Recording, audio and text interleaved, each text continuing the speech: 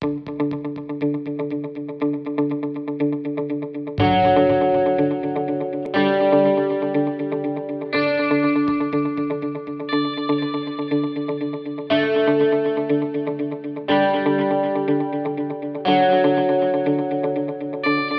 everyone, welcome back to our podcast called The Research Behind Lift the Lid, where we talk to researchers previously funded by Australian Rotary Health about their research findings. I'm Jessica Cooper, and on episode 26, we will be having a chat with Dr Paula Barrett. Dr Barrett is a scholar and researcher in the field of child psychology. She's been published widely in the area of prevention and treatment of anxiety and depression, and the promotion of resilience through the evidence-based Friends programs. She's the founding director of the Pathways Health and Research Centre in Brisbane and currently holds adjunct professorship at the Australian National University, the University of Queensland, and the Royal Melbourne Institute of Technology. She's been recognised as being amongst the top 1% of publishers within the field of psychology and psychiatry at an international level. In 2007, Dr Barrett was awarded a mental health research grant from Australian Rotary Health to trial the Fun Friends program, aimed at preventing anxiety and emotional distress in preschoolers aged 4 to 6 years. In this episode, we will be talking about how that program has evolved. So thank you very much, Paula, for joining me on today's podcast episode. How's everything been going for you lately? Very well, thank you, Jessica. We're doing well despite the COVID. We've developed a lot of new electronic resources, including books, and also Fun Friends materials so that people can access them from home to teach families and children positive coping resilience skills. I also wanted to say that my association is with the Friends Resilience Foundation. So our organization has changed names 5 years ago, and we belong to Friends Resilience Organization. So Casey can give you those details, so if people want to contact us. It's no longer called Pathways, it's called Friends Resilience Organization. Okay. And we've got a website called Friends, because it was causing confusion, the two different names, so we transferred to Friends Resilience Organization. Okay, yeah, well, we'll definitely share those links at the end, and people can access that. So that'd be great. I'm very excited to talk to you about your work today, because I believe your story is a great example of how research can lead to helping real people. I know that it was quite some time ago now. Back in 2007, you received some funding from Australian Rotary Health to conduct a pilot trial of the Fun Friends program. Could you firstly tell us what this program is about? The Fun Friends program was developed for young children, and it was developed to help children and their families, parents, and also grandparents, family members, teachers, learn in a play-based format positive coping skills and resilience skills. So it's a very positive program. It focuses on gaining strengths and skills to cope well with challenges and to for children to develop confidence, positive relationship skills, facing challenges in positive ways, thinking in positive ways, learning positive relaxation skills, but all play-based, because children at this age learn through play. And we had to develop all these different activities that the parents and the teachers could conduct with the children to help them learn those skills. And we were very, very grateful to receive a grant from your organization. You were Rotary was one of the first funding bodies to help us develop young children's ability to learn social emotional skills. So we're very grateful, and your work was very fruitful, what you funded at the time, because since then it's really evolved, and it's helped thousands of families in Australia and also overseas. As you know, the younger you teach children skills, the more sustainable and long-lasting it is. And we were able to start very young, like teaching a child a language, like any language, as young as you can possibly develop effective activities and fun games to teach them these skills. It has a significant impact on the developmental pathway through school and through high school. Yeah, it's certainly very important to get in there early and teach them those skills so that they can take that with them through to adulthood and really know how to help themselves when they're having problems with their mental health. So it sounds like it was a really great program. And at the time when you were conducting that pilot trial, what kind of findings came out of it? Well, we showed that the parents felt less stressed and felt more confident in helping the children be brave and think in positive ways, and in parenting management, behavior management strategies, and reported less stress and increased confidence and effectiveness in their behavior management and parenting strategies. And the children reported feeling less worried, because at that age we don't talk about anxiety because children really, that's a complex word, but they said we feel less worried and we feel braver and we feel like we can calm ourselves down quicker. And so the children reported very positive gains in terms of their ability to take deep breaths and calm down, their confidence to smile at other children and speak with a confident voice, their ability to share toys and share games, and their empathy towards other children, help other children when they're distressed, and also the ability to face new situations and challenging situations. So, for example, trying a new food or trying to meet a new child that comes into their kindy or their school, or trying a new task in class. So the teachers reported that they saw the children that previously were very withdrawn or didn't want to try anything have the confidence to learn new tasks and learn new classroom activities. So we had very positive results. We also followed the children up to 3, 6 months and 12 months follow-up. And the results were not only maintained, but actually the positive results increased. So the children were saying we feel very brave now. 12 months later, they were still saying they feel brave and they're using the skills that they learned. For young children, we call them tools, the brave tools or the resilience tools. But they were saying they even use them better because they felt more and more confident as time evolved. They felt they were better and better at using the fun friend skills they learned.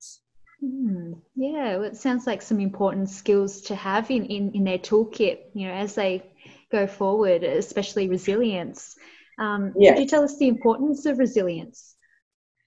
Well, resilience is, we define it as two skill sets. One is the ability to bounce back in the face of adversity, and this is an example. In 2020, we've had a lot of adversity, and resilience people can definitely face the challenges and find opportunities in challenges. And the second one is also the confidence to be able to embrace opportunities, because sometimes we offered all these amazing opportunities in life, but we don't have the confidence to embrace them and to take them on. So a resilient child or resilient family not only has the skills to bounce back from adversity, but they also have the confidence to embrace new opportunities and to try new things so they can learn more.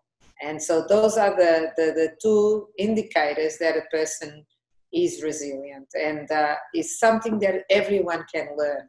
From a very young child to an elderly person, we can always learn stronger and more positive resilience skills. There's a variety of skills. It's evidence-based, based on research over more than 30 years, conducted my research in Australia. And we know these skills work, and they range from ability to understand feelings in yourself and others, ability to develop empathy for other living beings and help others, which are very important skills in relationship development. Ability to pay attention with your five senses and to pay attention to positive things around you.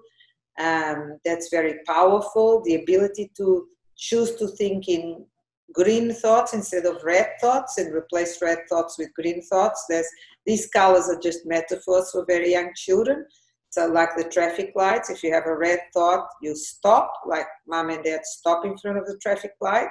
And if you have a green thought, you go. So green thinking or green thoughts help you feel strong and brave and kind and calm. And red thoughts, you can replace them with green thoughts. So we teach them all that. In adulthood and teenage years, we talk about positive and negative thinking and replacing negative thinking with positive thinking. That's at 3 levels: about yourself, about others, and about your environment. And so we developed very effective strategies to teach young children all these skills through play. So they learn all this because they're not reading and writing. We don't want it to be a literacy program. We want it to be a social-emotional development program. So we teach all these skills in effective ways through play. Then we also teach them skills about identifying values-based role models, people in their family and their school and their local community that have the values of kindness, being brave, being strong, not tough, strong emotionally, being caring for others, caring for the environment, any values that are important for a particular family or particular school community. And then we teach them to do step plans, and step plans are breaking a goal into very small, easy, achievable steps, and the easiest starts on the bottom, like a set of stairs.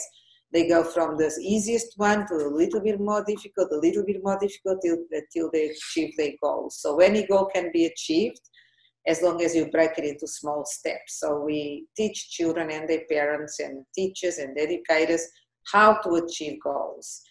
And then we teach them how to give back to the community. That is not just about yourself, it's about your family, it's about your community, it's about your country, it's about the world. So what can you do for others? And we teach them how to give back to the community, because when children and adults are giving back to others, they become much stronger emotionally anyway, because you get so much more positive feedback from people, and you feel like you're making a contribution to your family and your community. So any little things like picking up rubbish and putting it in the bin, or sharing something beautiful, or talking about something really positive, we teach them many skills. And different people like making contributions to the community in different ways. Some families like going and helping other children, other families like going and helping gardening in a public park, other families like do volunteering in animal organizations, sanctuary organizations, other families. But it's very important to bring up children in school communities and families to give back to their community, because if we all do, the world will be a wonderful place, right? Yeah. So we teach them all these skills that are part of the overall resilience training skills and make people stronger emotionally and socially. Yeah, it sounds like that the program encompasses a lot, and really, it covers so many bases, and really, teaches children early on, how to treat others with respect, how to think about themselves in a positive way. And I really like that traffic light system as well, with the green emotions and the red emotions. So that sounds really great. And you said right at the beginning I forgot to mention, we also teach them relaxation skills, of course, very basic ones, the deep breathing and slow breathing, and to calm yourself down. And then we teach them very basic muscle relaxation to make their muscles feel soft and supple instead of tense. And we teach them some visualization, relaxation. So imagining they're in their favorite place and what they can see, smell, and feel on their skin and taste in their favorite place, the 5 senses. So we teach them relaxation skills right at the beginning as well, how to relax your body and relax your mind so then you can think straight afterwards. Yeah, exactly. Yeah, that's so important. You said before that the program has since evolved, since you did that initial research.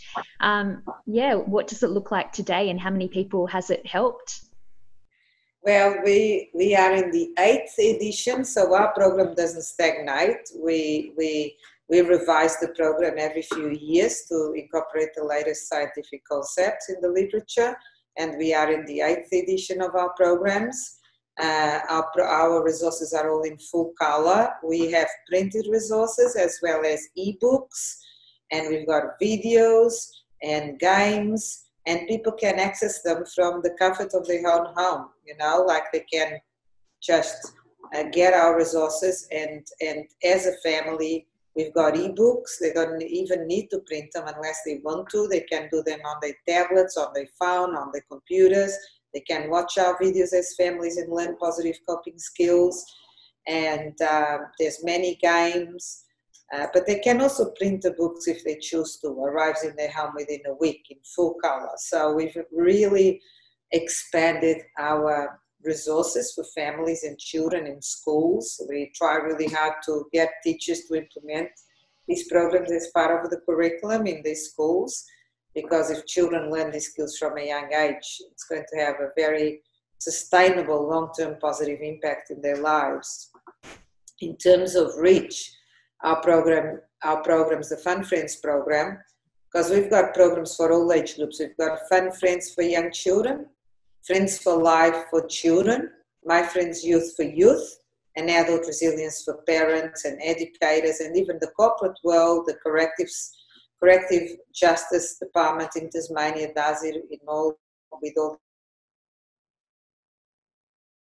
We've got programs for all age groups, resilience programs, positive social-emotional skills programs. In terms of the reach specifically of Fun Friends for young children, which you helped us develop, it had a significant positive impact in our organization that we received this grant from you, because it helped us achieve a lot. And since then, we honestly have helped thousands of children in Australia, New South Wales, Victoria, and Northern Territory, Tasmania, Queensland, but also overseas. So the Fun Friends program is widely used in the UK, in Canada, in Ireland, and many other countries. Actually, it's everyone's favorite program because it's play-based. So it's, as the name indicates, is a fun program to deliver in schools and with families, in health centers, even in the corporate world. Just a month ago, a law company that is multi-site law company asked us to deliver our resilience skills and our resilience resources to all their staff across Australia, and specifically for parents of young children that were working in that particular company. So it has had a very, very long-lasting impact, the fact that you funded our research and you funded our program. It wasn't something that just existed for 12 months of the funding. You created ripples of positive impact on families for many years to last. So we're still doing the program, people still benefiting from the program, and particularly young children are still learning. And very recently, because of COVID, we were asked by the government to develop a family and community package that could be delivered directly to children via electronic delivery, so internet delivery, and to their parents, and we did that, and that is available immediately, because all our programs require training to be delivered in schools, but our family community package can be accessed immediately. So all families can access these skills and these resources, the books, immediately if they contact us, and they're very, very well received. Yeah, well, it sounds like it's really gone to help so many people across Australia and, internationally as well. So that's always something that we love to hear, as a result of our funding. So yeah, it sounds like it's a very successful program, and it's great that it's been able to be developed further for online as well, especially during COVID. It sounds like it would be Yes. so important, especially now.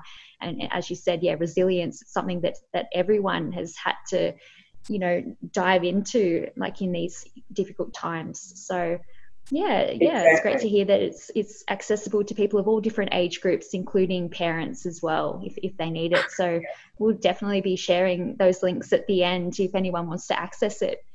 So I guess as well, so you received funding for this, and I guess, would you be able to, explain just how important it is for researchers in the mental health field, to receive funding for their work, and what that means, and maybe why people could consider donating to mental health research? Well, it's absolutely crucial. People, to be physically healthy, you need to be healthy in your mind as well as in your body, and being strong, confident, and having a positive skill set at a psychological level has impacts in every area of life, in every relationships, in your performance at work, in your performance in any other task as within your own family.